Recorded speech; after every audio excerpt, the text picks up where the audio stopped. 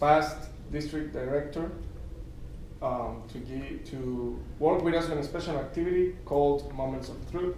So I invite the Letterios.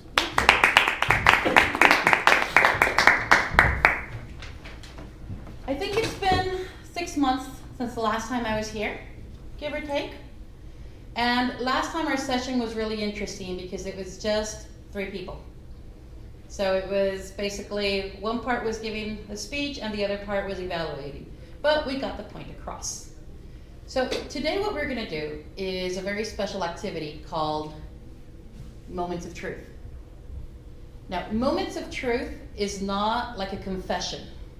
Moments of Truth is an activity where we can measure club strength or the quality of our club.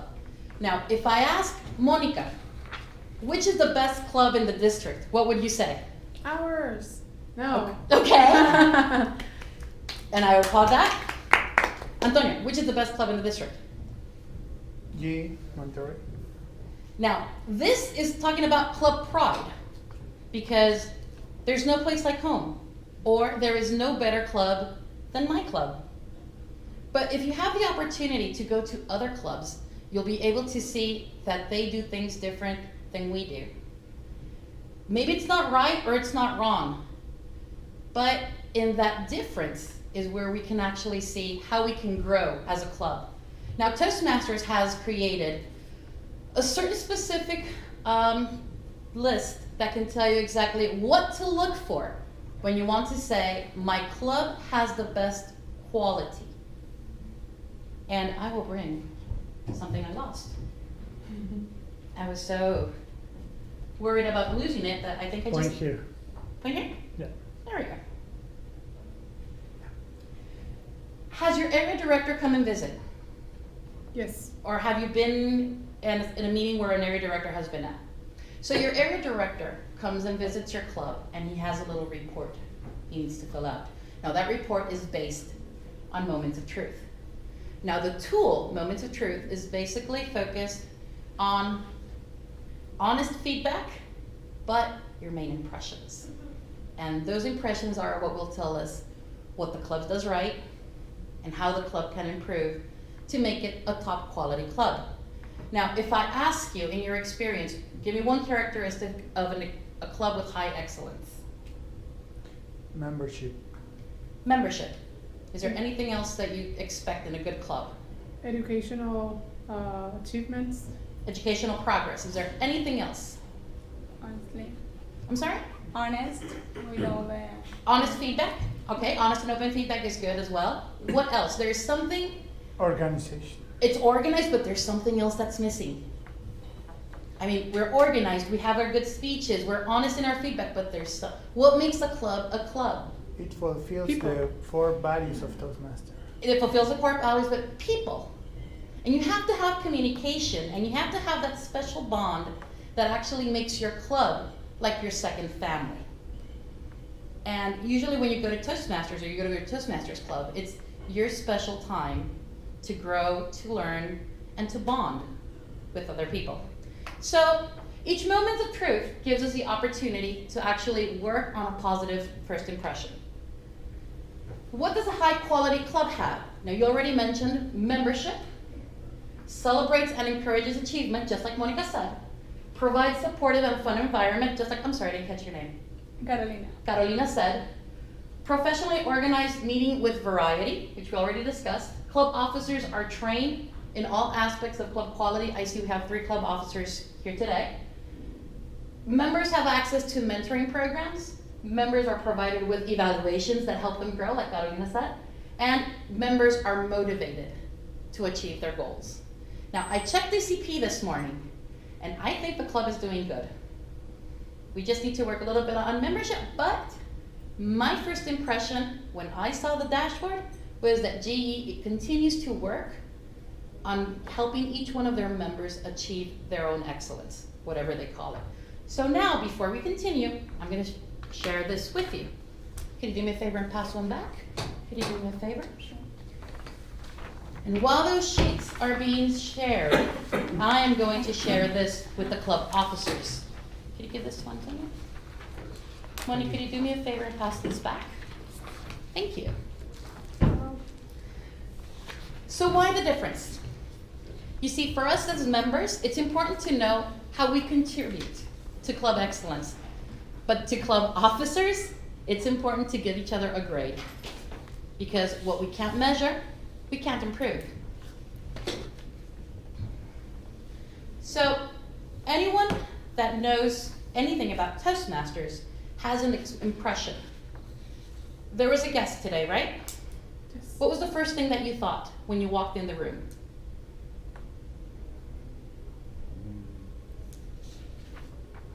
Or who invited you to the club?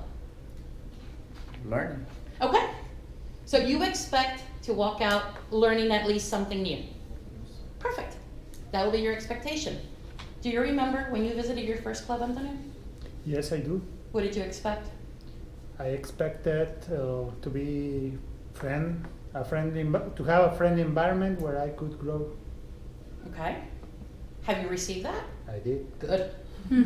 Starting to get worried right there.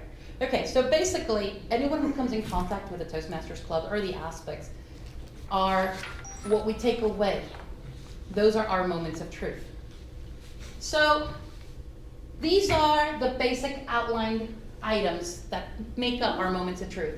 Our first impressions, member orientation, fellowship, variety, and communication, planning and meeting organization, membership strength, achievement recognition. Does anyone have a question with those? So let's go deeper. Our first impression. They say that it takes 30 seconds to build a first impression on something or someone, right? So how your guests are welcomed is very important for your club's success. Because sometimes we leave them in the corner in the dark and they don't know what to expect, what they will see, or who brought them over, who invited them. Or maybe they're in the wrong room and they don't just know it. So we have to take care of our guests and introduce them either to club officers or at least who is leading the session. Now the session most of the time is led by the Toastmaster, but there is always either a sergeant at arms or a VPE who knows this person is not a member of the club. Let me go see if I can help. If there is a guest book, some clubs have a book at the end of their table where members or guests can write down if they were here and where they're from, their contact information, and a name tag, because sometimes it's uncomfortable to say, I can't remember your name quite well. So name tags avoid that awkward moment of not knowing who you are addressing, or you'll always end up just directing yourself to the same two people that you knew previously. How the room is set up. Does it look professional? Are the chairs appropriately aligned to the table? Do we have agendas for everyone? Is the lighting or the setting appropriate? All of those little details add up to the end product and how successful our meeting will be. If you ask our guests, and I hope we do, at the end of the session, ask what you think. If you liked it, if you didn't like it, if it was what you expected, and hopefully you'll want to come back for more and become a member of the club. So, is there anything in your first impressions that you think, you know what, this is also important? All looks good? Yeah. Good. Yeah. Perfect. So let's go deeper. Membership orientation. Who actually came to Toastmasters knowing what you wanted? Okay, I have a hand, I have another hand. Kind of, sort of, okay. Did you guys know what to expect? I did, but it really exceeded the expectations. Okay, I'm glad. So, it depends on the club. Some clubs have a very formal ritual of induction. When there is a new member to the club, they make a formal ceremony, and there's even a new pin for that new member. Those are some clubs. Others just offer a diploma. It really depends on the rituals each club has established. The assigning of a mentor is critical. Why? Because if I just give you, here you go, log on to Pathways, good luck, you'll be lost. You won't know what to do, or if you get to the meeting and they just give you a stopwatch, here, take time. somebody needs to guide you, hold your hand during those first few months that you're starting as a member and walk you through it. Once you feel you're ready to fly on your own, you're free to continue your path. Now, understanding the educational program and how we offer recognition. A long time ago, members did not know what they needed to do to become an advanced communicator, an advanced leader, or how to become eventually a DTM. There we go, thank you. Fortunately, with Pathways, it's much easier because as you progress your levels, you will be getting your badges with your levels of achievement. But in the past, it was a mystery. We had to bring out a book and understand what were the time frames or the projects that you needed to complete to get to your next level. Now, usually your person that will support you with that is your VPE, which is standing over there. Thank you, Antonio. Yes. And also, your learning needs. Sometimes members come to Toastmasters with a specific purpose. And members will tell you, I want to join because I want to gain confidence while handling a meeting at work. So some members come to Toastmasters with their specific needs. It's usually the Vice President of Education who helps you either find a mentor that can help you accomplish their goals or look for activities that will help you fulfill those roles that you have. During each meeting, how many speeches do you do? 3 or 4? Usually 2 or 3. Okay. If time allows, it's 3 sessions, 3 speeches, or have you done marathons recently? No, No. not really. Sometimes it's convenient to do a marathon. It's up to you. It's not really my choice. But why do we do this? Because we look to give every single member an opportunity to participate. If you're not delivering a speech, you're either an evaluator or the topic master or the timer or the text master. But every single meeting, you'll end up doing something. And that means that even if you're not prepared for a speech, you gave a table topic. And the session was worth all the effort. And also, make sure all members are included in all activities. Fellowship, variety, and communication. This is the one I was hoping you guys would bring up when we were talking earlier about what is important in the club. It's not about just having a club. It's not about just a date on your agenda. It's how you feel about the club. You see, what makes the club special is the people. So, how are you guests greeted? How do you welcome someone to your new environment or to your little perfect bubble? How is your session? Are your meetings enjoyable? Are the speeches entertaining, educational? Do they make you think upon other things? Is feedback constructive? You say, you know what, it was harsh, but I learned something I need to correct. Or maybe I improved and my evaluator noticed. Participation outside the club. You see, the club is part of something bigger. It's part of an area, which is part of a division, part of a district, and worldwide, there's this large community of people that love doing what you do, which is preparing yourself to become a better person as a leader or as a communicator. Inter-club events. We haven't done these recently, but I think we should.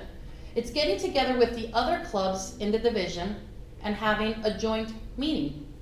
We're going to do the Halloween session. Ah, nice. Maybe we'll go ahead and make that as an inter-club activity. At your club? Of course, at home.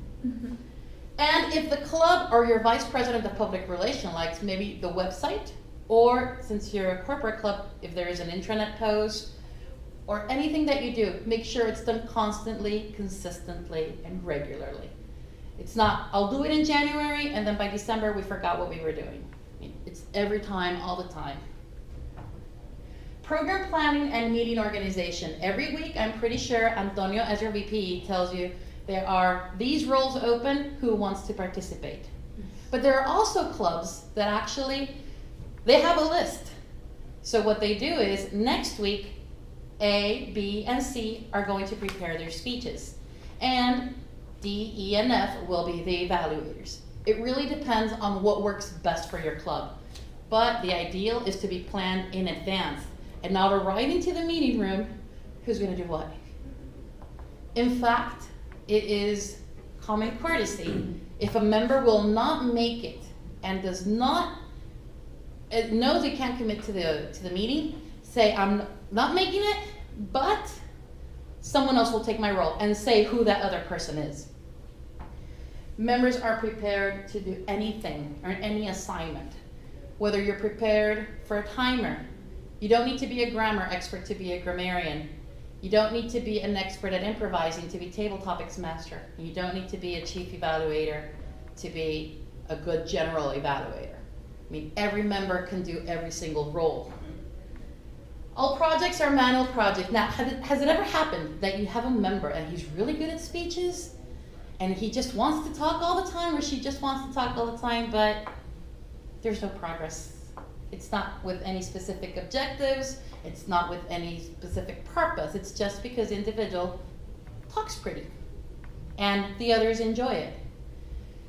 It's nice to have, but unfortunately, this takes away opportunities from members that are already prepared and that are working towards their educational progress. Maybe you're one speech away from finishing your level 1, but then there's this member who just stood up and wanted to have 5 minutes to himself. So our VP and our president will take priorities, and our priority will always be a manual or a pathways prepared speech.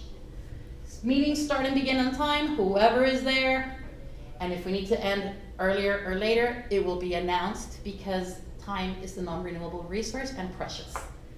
Creative table topics. It's not just getting up here and talking about anything. Think about it, think outside the box, make it engaging, and make other members think off their feet. And last, but certainly not least, all feedback is created to help you grow and to become a better person. Membership strength, and Antonio mentioned that in the beginning. How do you know a club is strong? You know it in a number, but you also know it when you see the meeting room. You see, on paper, we can have 20 people. On average, we usually see 10 to 12 in a good meeting. Why? Life gets in the way. Life works, something happens.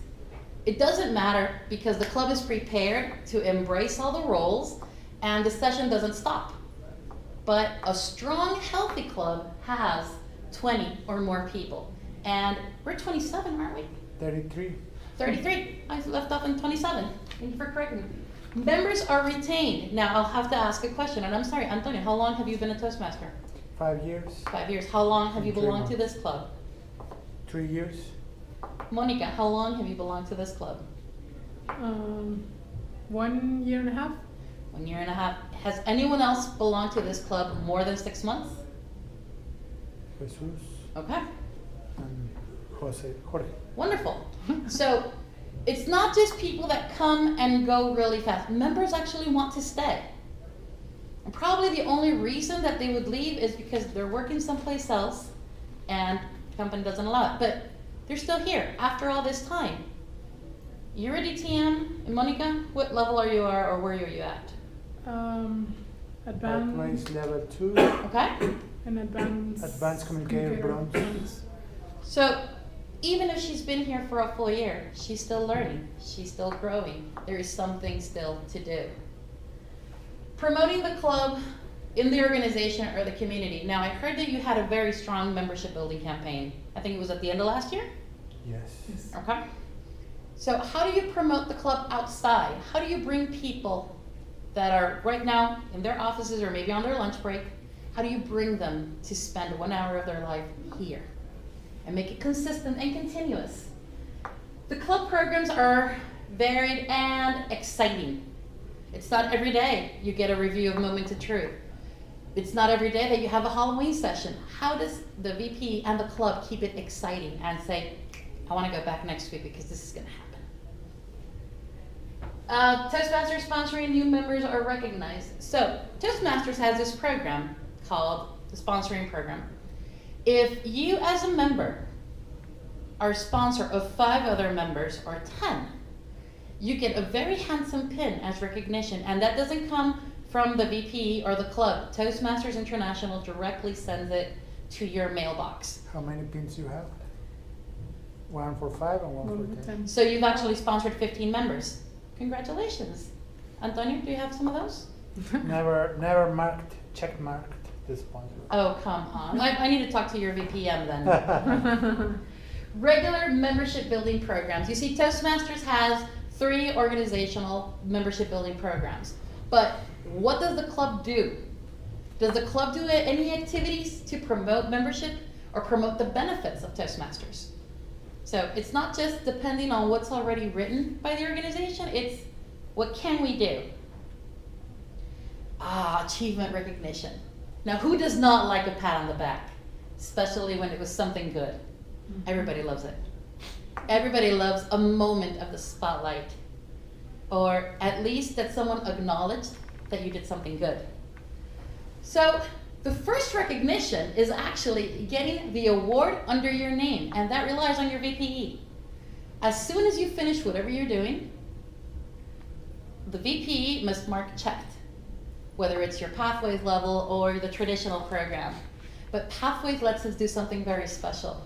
On the spot, we get our diplomas.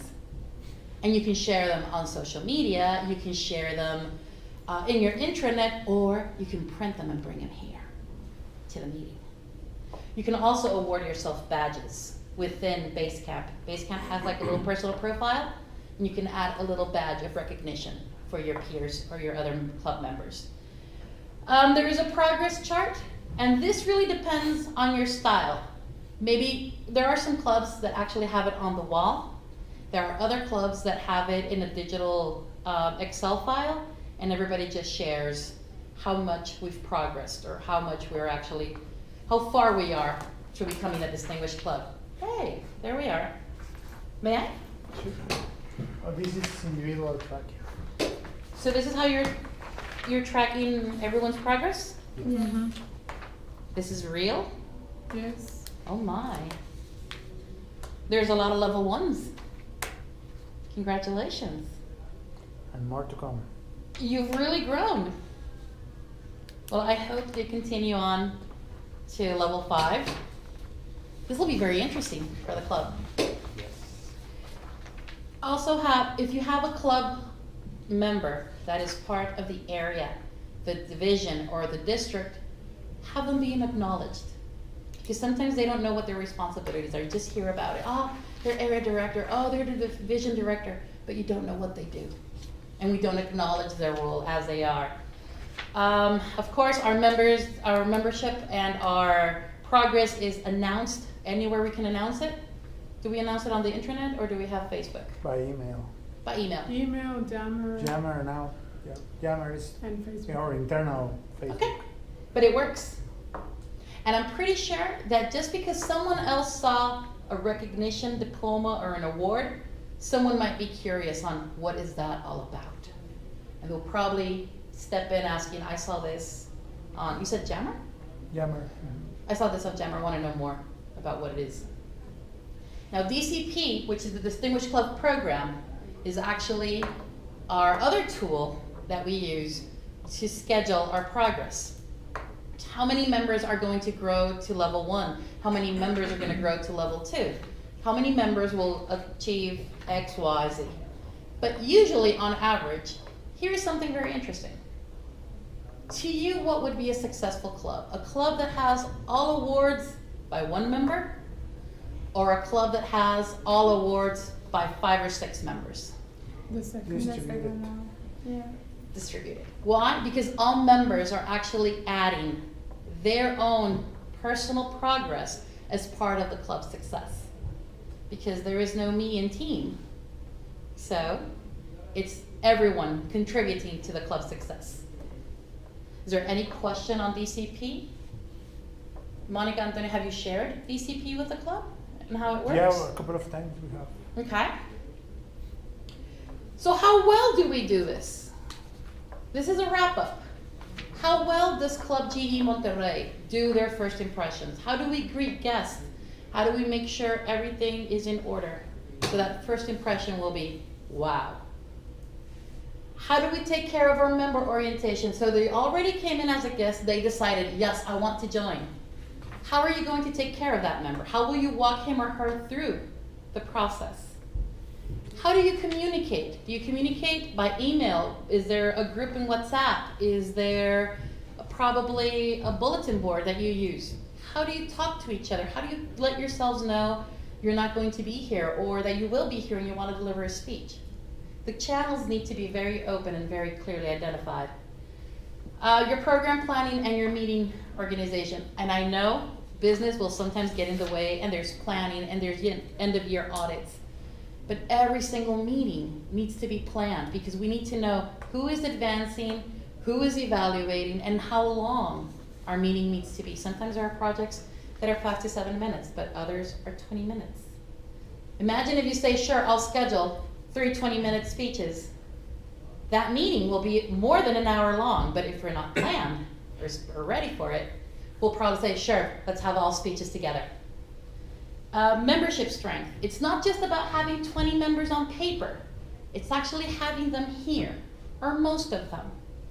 Or when you know they're gone, it's because they're sick, they were in a meeting, they just can't be here. And it's not because they don't want to be here. And always recognize all the hard work and labor that's been done. Because it's maybe easy for you to deliver 1 or 2 speeches. But if you know why your members are here, you'll know that there is a continuous struggle organizing those speeches, planning yourself to actually complete that level 1, that icebreaker, or that research speech. So it's not really easy, and you have to, every small milestone is worth recognizing. And this is it. Now there is one thing, and this is very important. And even though in our heart, our club is the best club in the district or in the world, we have to be honest. So what I'd really like you to do, for those of you that only have the worksheet, I'd like you to read it. And I'd like you to ask yourself, how do you contribute to the club's success? Or what can you do better to make your club a high quality club? And to the club officers that have the worksheet, nobody's going to see it. It's just you and your opinion. But take a moment and talk about it. In your next officers meeting, talk about your results. Because I too believe that this is one of the best clubs. I helped build it. But I'd rather also know it, that we know we're doing our best to make this one of the highest quality clubs in Division B. Mr. Toastmaster.